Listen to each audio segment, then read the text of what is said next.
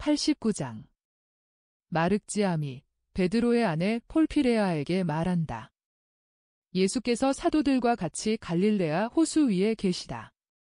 모든 사도가 거기에 있다. 그것은 유다도 병이 완전히 나아서 고통과 그가 받은 간호로 인하여 더 온순한 얼굴로 그들과 같이 있기 때문이다. 마륵지암도 거기에 있는데 생전 처음으로 물 위에 있기 때문에 약간 흥분해 있다. 그는 그것을 나타내려고 하지는 않는다. 그러나 배가 조금 심하게 앞뒤로 흔들릴 때마다 한 팔로는 애처롭게 매매하고 울면서 그와 마찬가지로 무서워하는 양의 목을 꼭 껴안고 다른 팔로는 그의 손이 미치는 돛대나 걸상이나 노를 닥치는 대로 붙잡는다. 또는 베드로나 안드레아의 다리나 조작을 하면서 지나가는 소년 선원들의 다리를 붙잡으면서 이제 죽나 보다고 생각하며 눈을 감는다. 베드로는 그의 뺨을 톡톡 치면서 가끔 이렇게 말한다. 야, 너 무섭지 않니? 제자는 절대로 무서워해서는 안 돼 하고. 그러면 어린아이는 머리로 아니라는 표시를 한다. 그러나 바람이 점점 더 세게 불고 요르단강 어귀에 가까워짐에 따라 물이 점점 심하게 파도치자 몸이 더 뻣뻣해지고 눈을 더 자주 감는다. 그리고 파도가 배의 옆구리를 치는 바람에 배가 갑자기 요동치자 겁에 질려 소리를 지른다. 그러자 누군가가 웃으면서 난관을 당해서 침착성을 잃는 아들을 두었다고 농담하면서 놀리고 또 육지와 바다로 두루 다니면서 예수를 전하겠다고 늘 말하면서 호수 위를 몇백 미터쯤 가는 것을 무서워한다고 마륵지암을 놀린다. 그러나 마륵지암은 이렇게 말하면서 자신을 변호한다. 누구나 모르는 건 무서워해요. 나는 물을 무서워하고 유다는 죽음을 무서워하고 나는 유다가 죽는 것을 매우 두려워하였다는 것을 알겠다. 그리고 이 비판에 반응을 보이지 않고 오히려 이렇게 말하는 것이 이상하게 생각된다. 내 말이 옳다? 사람들은 알지 못하는 것은 무서워한다. 그러나 이제는 도착하게 되었다. 몇백 미터만 가면 벳사이다이고 거기서 너는 분명히 사랑을 만나게 된다. 나도 아버지의 집에서 얼마 떨어져 있지 않고 거기서 사랑을 확실히 만날 수 있었으면 좋겠다. 그는 이 말을 지치고 서글픈 태도로 한다. 자넨 하느님을 믿지 않나? 하고 안드레아가 놀라서 묻는다. 아니야, 나를 믿지 않는 거야? 내가 요새 여러 날 앓는 동안에 그 많은 깨끗하고 착한 여자들의 보살핌을 받으면서 마음속으로 내가 몹시도 하찮은 인간이로구나 하는 것을 느꼈어. 나는 얼마나 곰곰이 생각했는지 몰라. 나는 이렇게 생각했어? 저 여자들이 점점 더 착하게 되어서 하늘을 얻으려고 힘쓰니 나는 무엇이든지 다 해야 하지 않겠는가? 하고 말이야. 그 여자들이 내가 보기에는 벌써 모두 성녀들 같은데 아직도 자기들이 죄녀들이라고 느끼고 있으니까 말이야. 그런데 나는? 선생님, 제가 언젠가는 그런 경지에 이를 수 있겠습니까? 착한 뜻을 가지고 있으면 무엇이든지 할 수 있다. 그러나 제 의지는 매우 불완전합니다. 하느님의 도우심이 내 의지에 부족한 것을 주어서 완전한 것이 되게 한다. 지금의 내 겸손은 병에서 온 것이다. 그러므로 너는 하느님께서 괴로운 작은 사건을 통해서 내가 가지지 못했던 것을 마련해 주셨다. 사실입니다. 선생님. 그러나 저 여자들, 얼마나 완전한 제자들인지 모릅니다. 선생님의 어머니에 대해서 말하는 것이 아닙니다. 선생님의 어머니에 대해서는 저희들이 그걸 압니다. 저는 다른 여자들을 말하는 것입니다. 아이고. 정말이지. 그 여자들은 저희들을 앞질렀습니다. 제가 그 여자들의 장차해야 할 임무에 있어서 첫 번째 시련 중에 하나였습니다. 선생님, 이건 정말입니다. 선생님은 그 여자 제자들을 안심하고 신뢰하실 수 있습니다. 엘리사와 제가 그 여자들의 간호를 받았는데 엘리사는 새로워진 영혼으로 벳수르에 돌아갔고 저는 그 여자들이 제 영혼에 영향을 끼친 지금 그것을 다시 만들기를 바랍니다. 아직 몸이 약한 유다가 온다. 그의 곁에 앉아 계신 예수께서는 그의 머리에 손을 얹으시면서 다른 사람들에게 말을 하지 말라는 눈짓을 하신다. 그러나 베드로와 안드레아는 배를 가까이 갖다 대는 마지막 조작에 매우 골몰해 있어서 말을 하지 않고 열성당원과 마테오와 필립보와 마륵지암은 틀림없이 말을 해보려고 하지 않았을 것이다.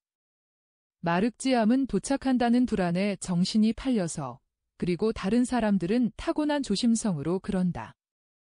배는 요르단강의 흐름을 따라가다가 얼마 후에 호숫가에 멎는다. 사환들은 내려서 배를 밧줄로 돌에 매서 고정시키고 선교 노릇을 할 널빤지를 걸어놓는다. 베드로는 긴 옷을 입고 안드레아도 그렇게 한다. 둘째 배도 같은 조작을 하고 다른 사도들도 배에서 내린다. 예수와 유다도 내려오고 그동안 베드로는 아이에게 그의 작은 옷을 입히고 아내에게 떳떳이 내놓을 만하게 하려고 옷을 가다듬어 준다. 이제 모두 무대 내렸고 양들도 내렸다. 자, 이젠 갑시다 하고 베드로가 말한다. 그는 정말 흥분해 있다. 그는 애의 손을 붙잡는다. 아이도 양들을 잊어버릴 정도로 흥분하였다. 양들은 유한히 보살핀다. 아이는 갑자기 무서운 생각이 들어서 묻는다. 그렇지만 아주머니가 나를 받아들이고 싶어 할까요? 나를 정말 사랑할까요? 베드로는 그를 안심시킨다. 그러나 두려움은 아마 전염되는 모양이어서 예수께 이렇게 말한다. 선생님이 폴피레아에게 그 말을 하십시오. 저는 말을 제대로 하지 못할까 봐 겁이 납니다. 예수께서 빙그레 웃으신다. 그러나 그 일을 떠맡겠다고 약속하신다. 일행은 사장을 따라 가서 이내 집에 닿았다. 열린 문으로는 폴피레아가 집안일에 골몰하고 있는 것이 보인다. 너에게 평화가 있기를. 하고 예수께서 여인이 식기를 정리하고 있는 부엌문으로 다가서시면서 말씀하신다. 선생님. 시몬. 여인은 뛰어나와 예수의 발 앞에 엎드리고 다음에는 남편의 발 앞에 엎드린다. 그리고는 몸을 일으키고 아름답지는 않아도 상냥한 얼굴을 붉히면서 말한다. 제가 기다린 것이 퍽이나 오래되었습니다. 모두들 건강하십니까? 오세요. 오세요. 피곤들 하시지요? 아니야. 우리는 나자렛에 며칠 동안 머물렀다가 오는 길이야. 그리고 가나에서도 머물렀었고, 티베리아에서는 배들이 있었지. 그러니까 우리가 피곤하지 않다는 것을 알겠지? 우리는 어린아이를 하나 데리고 왔고, 유다는 병으로 인해 몸이 약해졌다. 어린아이라고요? 이렇게 어린 제자를? 이 아이는 우리가 길을 가는 중에 거두어 준 고아야? 아이고. 귀여운 것. 이리 오너라. 입맞춤하게. 계속 겁을 집어먹고 예수 뒤에 반쯤 숨어있던 아이는 여인이 붙잡게 가만히 있다. 여인은 아이 키에 맞추려는 것처럼 무릎을 꿇었고 아이는 솔직하게 입맞춤을 받는다. 그런데 이제 이렇게 어린아이를 늘 데리고 다니실 겁니까? 몸이 고달플 텐데요. 여인은 몹시 측은해한다. 여인은 아이를 꼭 껴안고 뺨을 어린아이의 뺨에 댄 채로 있다. 사실은 내가 다른 생각을 가지고 있었다. 우리가 갈릴레아와 호수에서 멀리 떠나갈 때에는 어떤 여자 제자에게 이 아이를 맡기려는 생각을 했었다. 주님, 제게는 안 맡기시고요. 저는 아이를 가져본 적은 없지만 조카들은 두었습니다. 그래서 아이들을 보살필 줄을 압니다.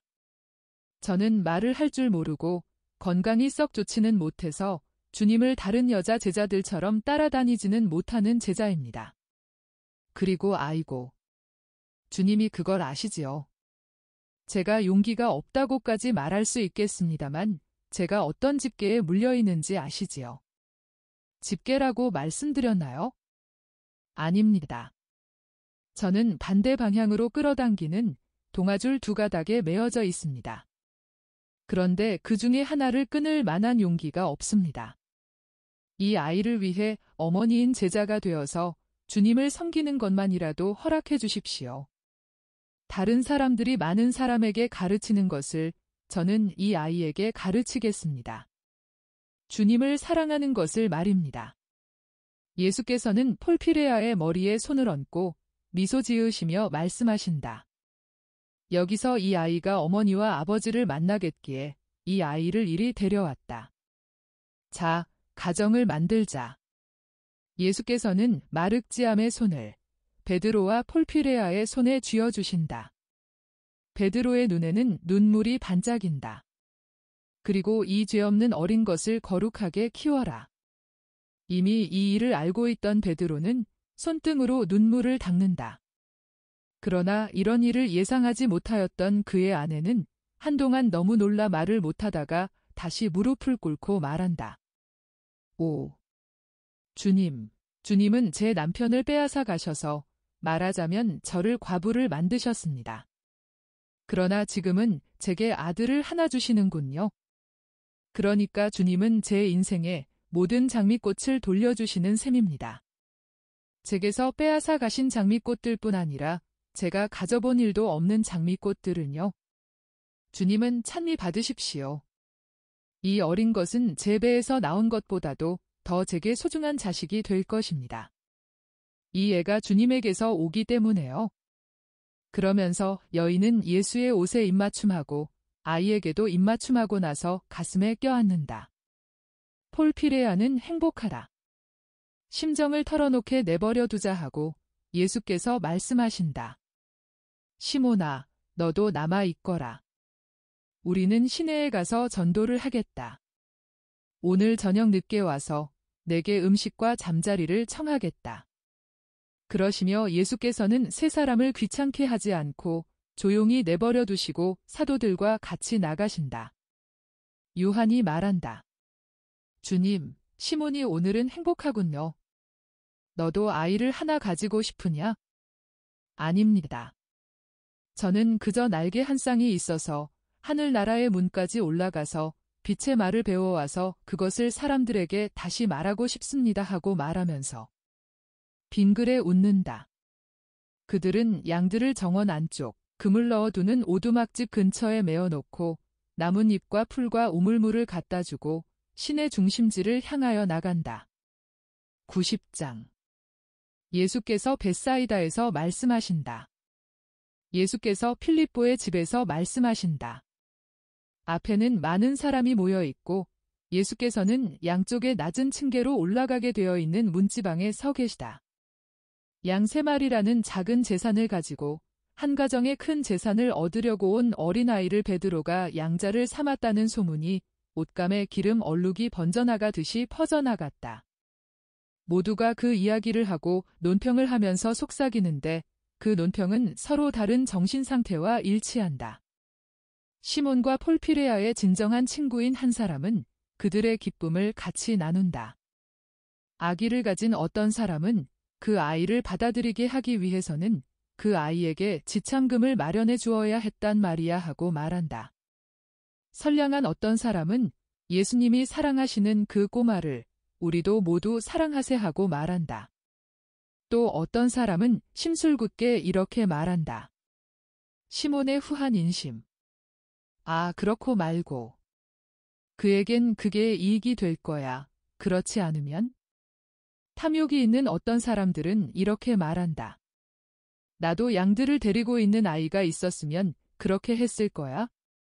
생각해보라고. 양이 3마리라고. 조그마한 양떼야.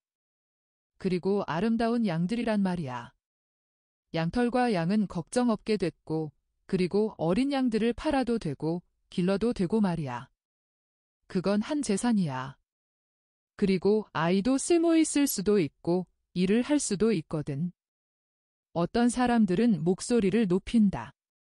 아이고. 창피해. 착한 행동을 하면서 대가를 바라다니? 시몬이 그런 생각은 분명히 하지 않았어. 고기잡이를 해서 모은 작은 재산을 가지고 그가 항상 가난한 사람들과 특히 아이들에 대해서 너그러운 것을 우리는 보아왔단 말이야. 그가 이제는 고기잡이로 벌이를 못하게 됐고 그 가족의 식구가 한 사람 더 늘어난 지금 다른 모양으로 이득을 좀 보는 것은 당연한 일이야. 각자가 그의 본 마음에서 그가 가진 좋은 점이나 나쁜 점을 꺼내서 그것을 말로 나타내며 논평을 하는 동안 예수께서는 당신을 찾아온 가파르나움의 어떤 사람과 말씀을 하신다. 그 사람은 회당장의 딸이 죽어가고 또 며칠 전부터 하녀를 데리고 있는 어떤 부인이 예수님을 찾고 있으니까 급히 와주십사고 말씀드리러 온 것이었다. 예수께서는 다음 날 아침에 가시겠다고 약속하신다. 이 때문에 예수를 여러 날 모시고 싶어 하던 벳사이다 사람들이 몹시 슬퍼한다. 여러분에게는 다른 사람들에게보다 내가 덜 필요합니다. 나를 가게 내버려 두시오. 뿐만 아니라 이제 여름이 계속되는 동안은 내가 갈릴레아에 머무르겠고 가파르나움에 자주 있을 것입니다. 우리가 쉽게 서로 만날 수 있습니다. 저기에는 몹시 불안해하는 한 아버지와 한 어머니가 있습니다. 그들을 돕는 것이 자비입니다. 여러분은 고아에 대한 베드로의 친절을 칭찬합니다. 여러분 중에 착한 분들이 말입니다. 그러나 착한 사람들의 판단만이 가치가 있습니다. 착하지 않은 사람들에 대해서는 항상 독과 거짓말이 스며 있는 그들의 판단을 듣지 말아야 합니다. 그러면 착한 사람들인 여러분은 한 아버지와 한 어머니를 구해주러 가는 내 친절도 칭찬해야 합니다. 여러분의 칭찬이 보람없게 되지 않도록 조심하고 오히려 그것이 본받는 쪽으로 여러분을 이끌어가게 하시오. 친절한 행위에서 오는 모든 이익을 성경 여기저기에서 말하고 있습니다. 토비트의 일을 회상해 봅시다. 토비트는 대천사가 그의 아들 토비아를 보호하고 어떻게 아버지의 시력을 회복시킬 수 있는지를 일러주게 할 만한 자격이 있었습니다. 그러나 의인 토비트는 아내의 비난과 그의 생명을 위협하는 위험에도 불구하고 얼마나 많은 자선을 이익을 생각하지 않고 행했었습니까? 그리고 대천사의 말을 기억하시오. 단식과 같이 드리는 기도는 좋은 일이고 황금을 쌓아 두는 것보다는 자선을 행하는 것이 더 좋은 일입니다. 자선은 사람을 죽음에서 건져내고 죄를 깨끗이 없애고 자비와 영원한 생명을 얻게 합니다. 당신이 눈물을 줄줄 흘리며 기도하고 죽은 사람을 묻어줄 때 나는 당신의 기도를 주님께 전해드렸습니다. 나 분명히 말합니다만 나의 시몬은 늙은 토비트의 덕행을 훨씬 앞지를 것입니다. 내가 가고 난 다음 시몬은 여러분의 영혼을 내 생명 안에 보호하는 사람이 되기 위해 여러분과 함께 남아 있을 것입니다. 그래서 장차 내게 충실할 모든 영혼들의 거룩한 아버지가 되기 위해 지금 영혼의 아버지 노릇을 시작하는 것입니다. 그러므로 비방하지 마시오. 오히려 어느 날 둥지에서 떨어진 새같이 여러분이 가는 길에서 고아를 만나거든 그를 거두어 주시오. 고아와 더불어 나눈 한 입거리의 빵이 친아들들의 식탁을 가난하게 만들지는 않습니다. 오히려 반대로 집에 하느님의 축복을 가져옵니다. 하느님께서 고아들의 아버지이시고 죽음으로 인해서 무너진 둥지를 그들이 다시 짓도록 도와주라고 하느님께서 친히 그들을 여러분 앞에 내놓으시는 것이니까 그렇게 하시오. 그리고 이것이 하느님께서 우리의 입법자인 모세에게 주신 율법의 가르침이니까 그렇게 하시오. 모세는 원수이고 우상 숭배를 하는 땅에서 그가 약한 어린아이였을 때 동정 가득한 마음을 가지고 그에게로 몸을 구부려 물에서 구해냄으로써 죽음에서 구해내고 박해를 면하게 한 사람을 만났습니다. 그것은 하느님께서 그를 언젠가 이스라엘의 해방자가 되도록 정해 놓으셨기 때문이었습니다.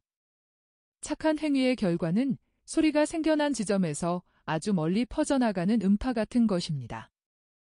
혹 여러분이 좋다면 기름진 땅에서 떨어져 나온 씨들을 아주 멀리 옮겨주는 바람의 흐름과도 같은 것입니다. 이제는 가보시오. 평화가 여러분과 함께 있기를 바랍니다.